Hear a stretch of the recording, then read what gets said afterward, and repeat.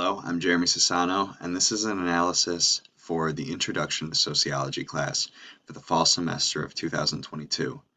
I'll be dissecting the article Seeking Help to Protect Children, the Influence of Children on Women's Decisions when Faced with Domestic Violence. And this is an article from Salki Mayer, and it is published in the Journal of Family Violence and was published on August of 2010. Now, we have to define some terminology and how the terminology was used within the study. Um, First, looking at the independent variable, which is a variable that alters another variable. In this study, the independent variables were pregnancy status, marital status, proficiency in the English language, and if there were children present in the household. The dependent variable is something that is altered by the independent variable, and that is, in this study, the likelihood of the victim to seek help. Now, the researcher hypothesized that having children in the house and being more proficient within the English language will actually get an increase in decisions to seek help, and that having unborn children, so being pregnant and being lower in proficiency in the English language will actually decrease the chances of seeking help.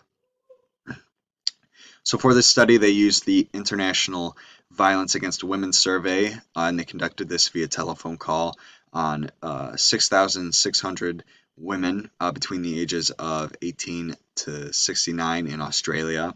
And of those, 2,276 actually said that they experienced domestic violence.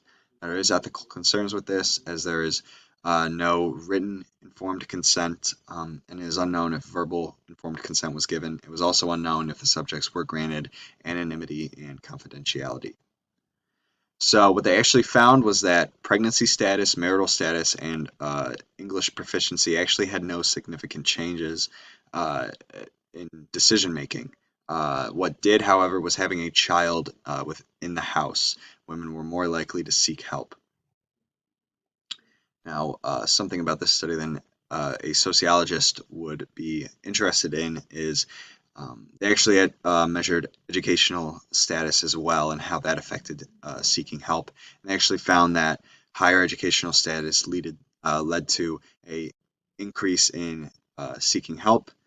And a sociologist would be interested in this because educational status is a large part determined primarily by external factors, so where you live, as well as socioeconomic status. What a biologist would be more interested in is pregnancy's effect on seeking help, and they are more interested on this because they want to look at the hormonal changes that happen within women during pregnancy and how that could affect their decision making. Now, an article that I read that was related to this was Children Exposed to Intimate Partner Violence, Stability and Change in Sibling Aggression Over Time by Caroline Piotrowski and Margarita Camoranesi. This was published in the Journal of Child and Family Studies in February of 2021, and actually as stated, they show that regardless of if the child is in a household of domestic violence or not, having a warm relationship between one of those parents and the child actually leads to less aggression later on in life.